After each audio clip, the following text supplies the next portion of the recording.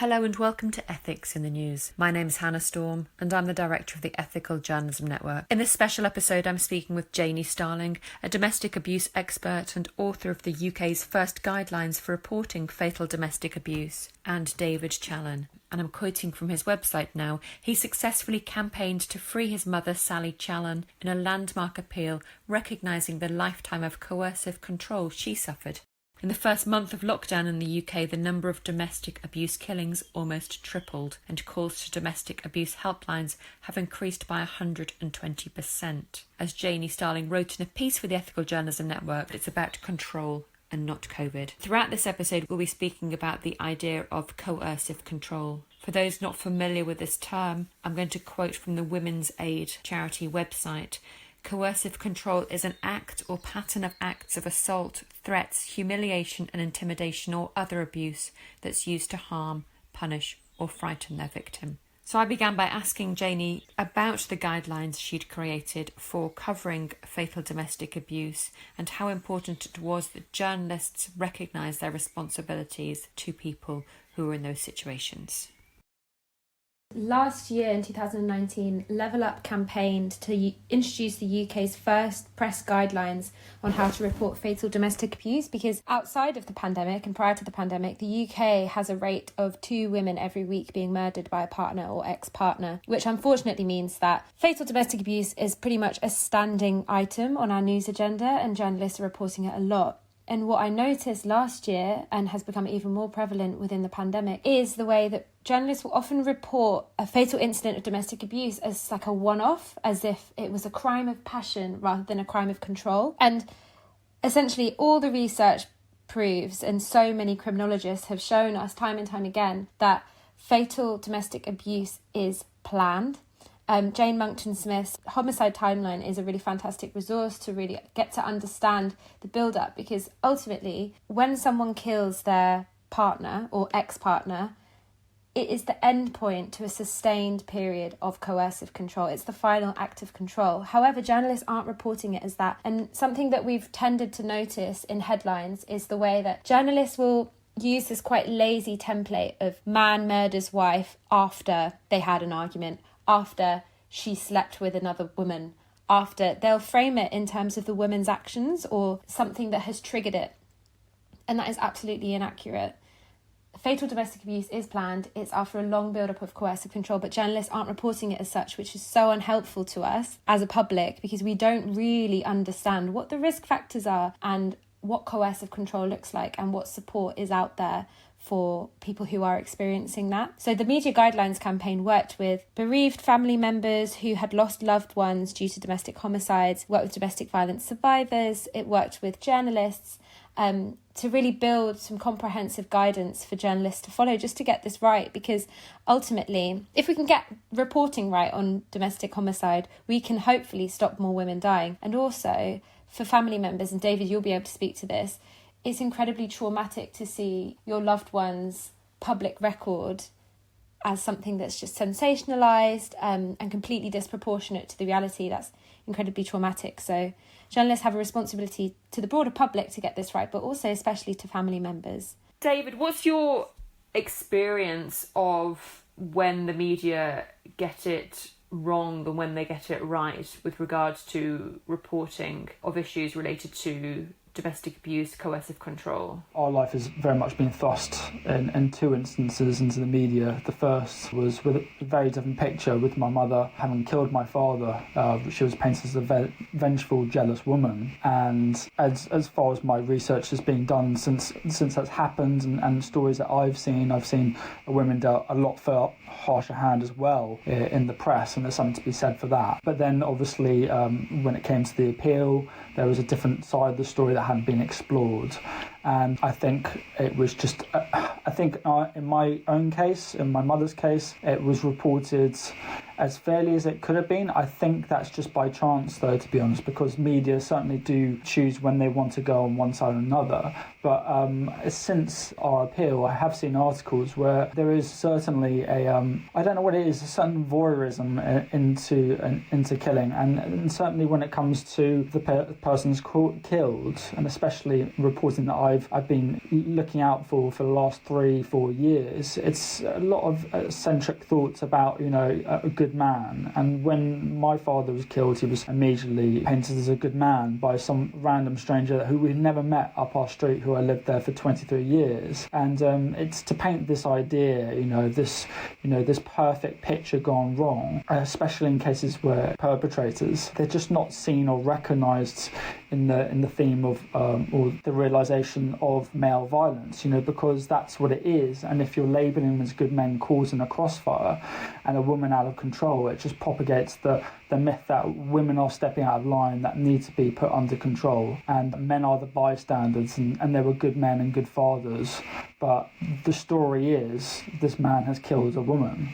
And I think that's the essential way we should be reporting these cases, because it's not that this person, he was a great person, it's not, adds no value to the story. And this person has killed, the most recent one was Hannah Baxter in Australia, where the husband killed the whole family in a car and burnt them alive. And he was painted as a good man. And so many stories come out of the woodwork, and they're so detrimental because it really doesn't add anything, and it really affects the families as well, of course.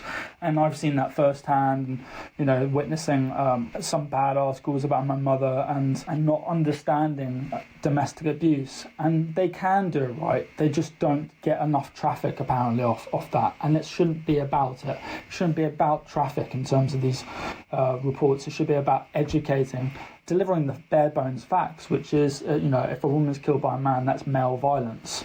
Where a good man comes into it and he was a good father, I don't understand that. Is it lazy journalism, or is it specifically that point that you're making about it being effectively clickbait if those kind of terms are used? I think it is, to be honest, and I think there's a lot going around the media, and there has been for a while, in terms of voyeurism into killing, and there's more to the story, and really opening that door, because it's almost like they're little stories that can blow apart into some small little drama that's unfolding, and they want you to delve deeper.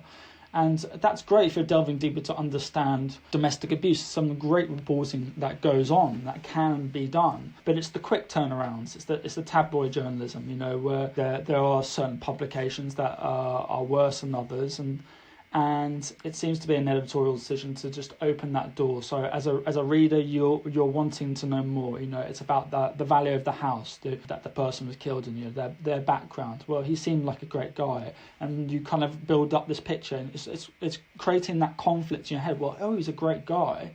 Well, I want to read and understand more because he killed his wife. So it's really inappropriately sparking theories. And obviously in the climate we're in, there's not a lot of honest and good reporting, unfortunately, based off the facts. Janey, you wrote a piece for the Ethical Journalism Network website about the importance of specifically what David's been mentioning there, the rooting your reports in facts and accuracy, and the point that we've made about this not being about the pandemic. This is about a pattern of abuse.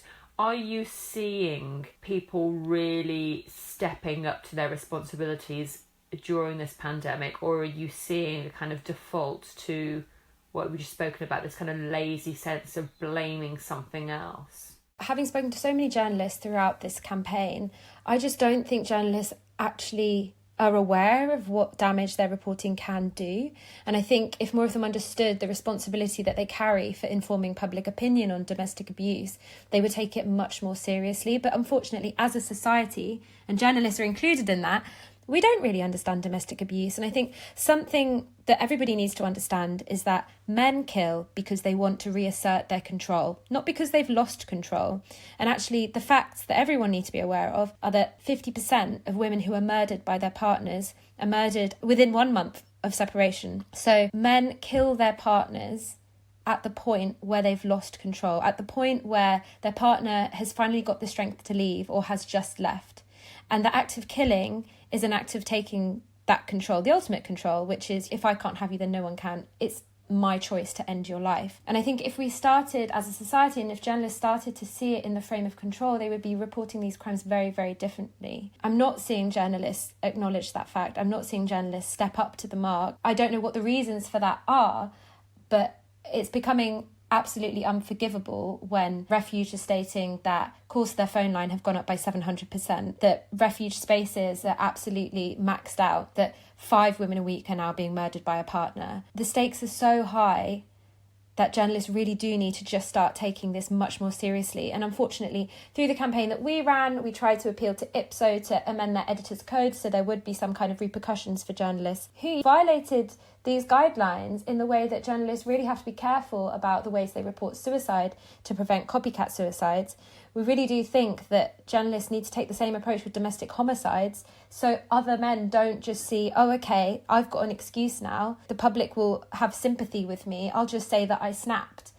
It's really quite alarming how the press gives perpetrators excuses. This is something that Luke and Ryan Hart talked about in their case when their father, who killed their mother and sister and killed himself, when their father's computer was taken and searched by the police, it was found that he had been searching for news reports of men who had killed their wives. This information is out there for everybody, and unfortunately it just informs a discourse, a narrative, an excuse for controlling and violent men to do what they want. When you talk about repercussions, Janey, what kind of repercussions are you seeking against journalists who perpetuate this dangerous narrative? When a journalist produces a sensationalist narrative, writes a news piece solely out of a man's defence in court, where obviously he's trying to defend himself on a manslaughter charge because it's going to be a much higher sentence if it seems that he planned the murder. It's so damaging for them to portray these things as a one-off event, a nice guy who snapped. And actually, I think that journalists should be forced to print corrections. They should be forced to edit their pieces. Pieces should be taken down. And also, foremost, I really do think they should give personal apologies to victims' families, because the re-traumatising effects of really sensationalist and inaccurate and undignified news coverage are lifelong. And I do think that a personal apology from journalists, printing corrections, taking pieces down, would be a tremendous step, not only towards getting better public information out there, but towards actual reparation and healing for the damage they caused to families, which I really cannot overstate enough. David, did you ever receive any apology from the press who had misrepresented your mother's situation and that of your family? I've never received any apologies, nor has any member of the family. When I first spoke out, I didn't see the media campaign that was going to be ahead, and I then just grabbed the bull by the horns, and I've just been running it myself pretty much with Justice for Women. And I think it was very important to deliver the story that we wanted this time round, that we are getting a clear shot at the facts and clear shot at the story the way we wanted, not to have it slanted. And so there was bad reporting that happens, and there was bad reporting even, I think, on the day of the appeal when we were successful. There was a headline that said "Hammer Killer Wife," and that's one of the main news outlets, and it was just, and everyone jumped on it on Twitter and called it out rightly, and it got swiftly changed. But you really have to tackle them every single time. The case recognised her as a coercive control victim, and that's what the case was about, evaluating the mental health of my mother through the abuse that she suffered for more than 40 years and the mental impact of that. But then it just gets boiled down to Hammer Killer Wife and Monster Father, and it's not understanding the stories. It becomes a gruesome tell-all. And that's something we've really tried hard to remove, because it is about raising awareness, and it is factually about coercive control and the mental impact of that. Really, the taste it leaves on me specifically is quite horrific, and it takes a lot of energy to get them changed. I was working with a main news outlet, doing some promotions for them for a documentary. And the PR team, I did an interview, and, it was the same kind of thing, Hammer Killer Wife afterwards. And I said, that needs to be challenged. And they said, oh, they're not going to change it. And they barely tried, and I had to message them myself. And eventually they took it down. It's just for victims to have to do that. And there's a lot to be said for victims speaking out and dealing with the media themselves, and how producers on these on these shows treat victims and their stories. It is really put through the ringer, a lot of victims, and I think their stories can just be bended and you just accept that, and that's the way it goes. There needs to be an overhaul completely. It's like another offshoot from the Janey Starling show of how people are treated by media and victims are, and the ramifications of sharing your story and what that will mean and how that might spiral is so damaging. And these reports, when they happen, if it may not be to your family, it may have happened to you in the past, and it may be triggering in the way that's reported and really nullifying and rejecting your experiences and saying it's a tell-all, reveal, gruesome kind of story that just doesn't shine a light on the abuse and raise the awareness about it. It must be immensely exhausting to have to deal with that, in addition to all of the other trauma that you've had to exist through. Are you seeing any kind of positive changes or movements? Are you seeing an impact of the amazing work that you've been doing resonate in any areas of the media? I think that there is a lot of good reporting, and there's some notorious publications that are always quite useless at it, but there was one the other day where they did an absolute brilliant one that was all about raising awareness of coercive control and the worries of victims amid COVID-19, and it was just really brilliant, and there's great stuff just happening, not just with the news outlets, it's with media and drama shows as well. I read an article about Killing Eve and last year that referenced my mother, and it kind of inaccurately portrayed it as really like a drama that's kind of a voyeurism into women who kill, which I thought was really dangerous. But in terms of Coronation Street and what they're doing with the coercive control storyline, in terms of raising awareness of the mental impacts and what effects that might have, especially in how that happens with my mother and the effects that could lead to, that surely it's not an isolated case, and we know that I think there is a lot of positives to be had, but it is just really just banging the drum. And I think right now, amid the COVID-19 outbreak and the awareness of domestic abuse, I think a lot more people are attuned to it, and we just have to keep moving that dial. The domestic abuse bill has had its second reading, and we just need to just capitalise on these moments, once in generation opportunities. And the media needs to come on board with that. They need to move with the times. They're really out of step in terms of reporting on domestic abuse. Sure, it suits them with Me Too, but they're not really catching up with domestic abuse reporting at all. Janey, at Level Up, you were behind the first UK guidelines for reporting fatal domestic abuse. Tell us a little bit more about those guidelines. The Level Up guidelines are a tool both for journalists and for the public. They're available online, and journalists can take a look at them. They're very, very easy to follow. There are checklists before you file. There are pointers for every stage of a case, from breaking news to a conviction and life after. And they're also there for the public to use to draw journalists' attention to. If you see inaccurately or poorly reported article, then send the editor the guidelines. Tag the journalists on Twitter and point them towards these guidelines, because that's what they're there for. They're very much used as a tool, and lots of people have had success with flagging them up and journalists listening and edits being made. So there is change, and in my experience, journalists are willing to listen, and sub-editors will go and change things, but you do have to push, and the guidelines are there to help you push. I'm astounded by how little awareness there is in the media about what actually coercive control is. I've read in various places, David, that you didn't necessarily know what it was until it became quite clear what it was. Are you finding that there's a real lack of understanding of what coercive control is? There is, and I think our case, and my mother's case, has certainly moved the attention to the biggest effects that it could have on a victim, which is to have a loss of control and kill a person. I was amazed that I didn't get a more bad reaction online. There were a lot of people who understood before, I think, coercive control became a crime. I think a lot of people already understood it. I mean, I sat in the original court 5 years before it was an offence, and I thought I was dark ages time, sitting there, and you couldn't call it abuse. And I think there's still a lot to be done, because a lot of the time people can't decipher where the boundaries are. Where's it become abusive? Is this enough? Is this enough?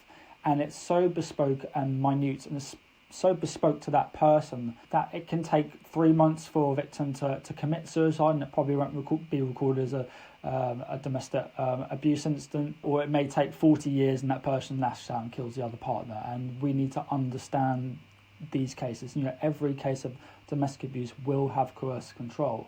And I certainly think in terms of the tariff doesn't match GBH, and because of that we'll see it as a lesser crime, and the judges don't understand it as well. It is such a big learning curve for everyone involved, but that's why I have to keep banging the drum about it. This is our new normal. It is not a bad relationship, it is an abusive relationship. And I think a lot of people's minds are adjusting to that, and things like I said with the Coronation Street storyline are helping opening that door without being preachy, and I think that's very, very important. David, I really liked what you said about people adjusting the way they see things, because I remember I did a live radio interview when I was giving examples of coercive control being something as, as small as telling a woman she can't cut her hair above a certain length, or checking the petrol in the tank, or just double checking the receipts from the supermarket. And I remember the radio presenter looked really shocked and said, well, I know men like that. I know friends who do that kind of thing. Is that controlling? And it was just this light bulb moment where he was starting to see these small, tiny micro behaviours through the lens of control. And I think that's what we all need to start doing. A lot of domestic abuse is hidden behind closed doors, but a lot of these behaviours are normalised. And I think if we all start to look around a little bit more and see it through the lens of control and power, we'll wake up to the fact that actually a lot of relationships are very unhealthy. They may not all be at risk of homicide, but a lot of these possessive, controlling, jealous behaviours are normalised, and we all have a role in acknowledging them for what they are, but also talking to people about them. And that was David Challen and Janey Starling, author of the UK's first guidelines for journalists for reporting fatal domestic abuse.